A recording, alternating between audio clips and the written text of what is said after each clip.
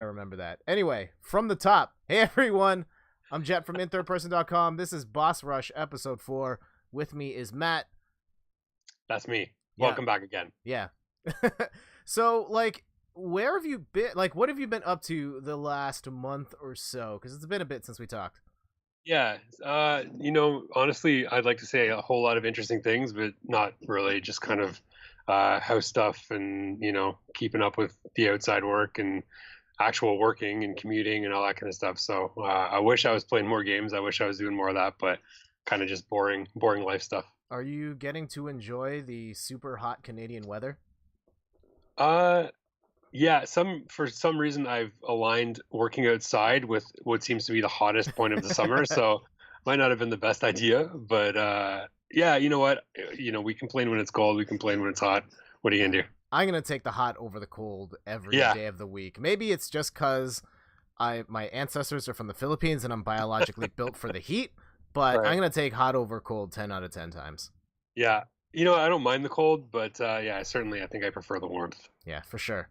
especially for driving. Oh man, definitely. I super random aside. Remember vividly a conversation, this extended conversation that one of my friends on Facebook had about winter tires or no winter tires. Do you have winter tires on your car? I do, absolutely. Okay. There was a weirdly heated debate about whether or not you should have winter tires on your car. And I'm of the pro winter tire camp all day every day. Okay. That said, I used to drive I think it was a 2004. No, it was a 2000. It was an early 2000s Nissan Sentra, and I did not buy winter tires for it, and it was fine. Okay. I now drive a Hyundai Elantra, one of the newer ones. It is horrible without winter tires. I was Really? just fishtailing like crazy, and I'm like, oh, this is why people buy winter tires. And so I bought a pair of winter tires, and I'm all pro winter tire ever since. Yeah, I think, well, I live really far up north, so I think winter tires are kind of a must-have for me Oh because yeah. when it snows in Toronto, we get it 3 or 4 times, worse. So Yeah, you guys are getting snow like I mean you're not even that far away. I could take like a short drive to your place and you guys are getting right, snow like a month and a half earlier than everybody else that's and right. then Yeah, it's still snowing a month and a half later than everybody yeah, else. yeah, that's right. So, yeah, there is that. I'm actually like so this is the first time that Steph and I have had a backyard because we moved into a house. Right. We live in a townhouse though with a condo corp, and we recently got a note on our door that says, "Hey, we're renovating the fences. It's going to take 6 to 7 weeks for like each house. But once we start working on your house in the middle of this month, you have no access to your backyard." And so we've We're had in the middle of summer. yeah, we're in the middle of the summer. We just got a new Come on. barbecue, and now we can't use any of it for the rest of the summer. No, I'd be out there Oh. barbecuing. I don't care. So now we have this weird dilemma of like, I mean, we can bring in the furniture, but Yeah. what do we do with the barbecue? Steph's not comfortable leaving it out in an exposed backyard. She thinks someone's just gonna wheel it away. So do we just like keep it at the front of the house? Do we have it just weirdly sitting in our living room for the next Do you month have, and a half? I do don't you have a know. garage? No, No garage. no. Uh, yeah, that's a tough one. Yeah, Completely related. We have a backyard as well, and when we first bought our barbecue, I had to go away. It was something happened, and both Liza and I were gone. So hmm I was at a bachelor party, I think, in Quebec, and Liza was somewhere, I think, at her parents' house or something.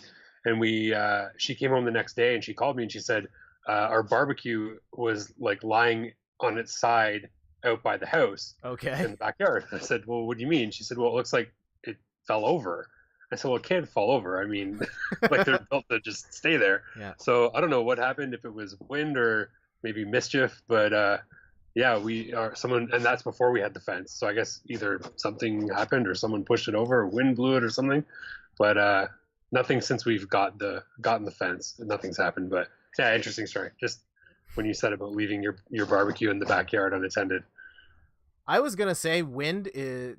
I mean, barbecues aren't going to fall over because of the wind, but then there was that crazy windstorm back in early May, Yeah, and like a bunch of trees in our complex almost fell over. Like our entire parking lot did not was like completely taped off because there was this like one massive tree that was like leaning like this, and it was like 3 feet away from the house's roof. Oh, geez. And so yeah, that Wow. was shut down for a while, and thankfully no damage was done to the house, but this tree was like almost completely fell over. Holy cow. Yeah. So outside of like crazy windstorms, I went to the Banksy exhibit in Toronto. I heard about Are that. What did you you? think?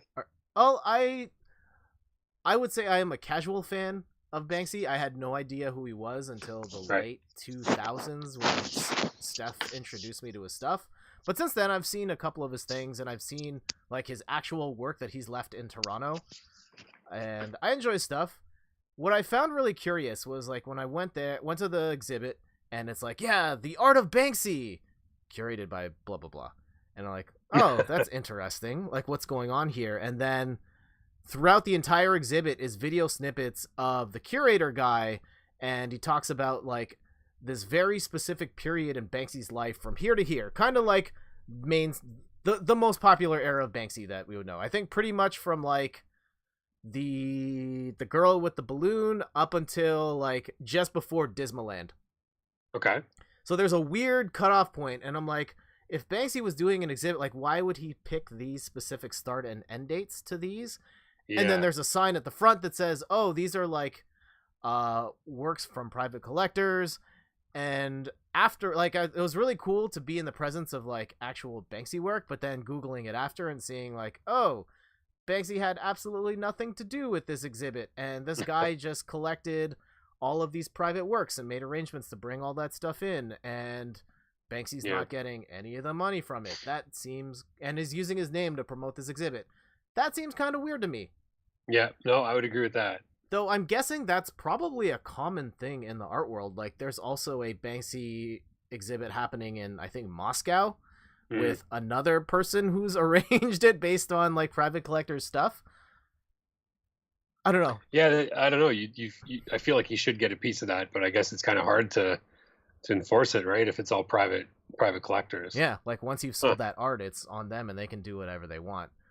Yeah. In particular, I just find it kind of weird that like you can throw Banksy's name on all of these posters and stuff, and he can't do anything about it.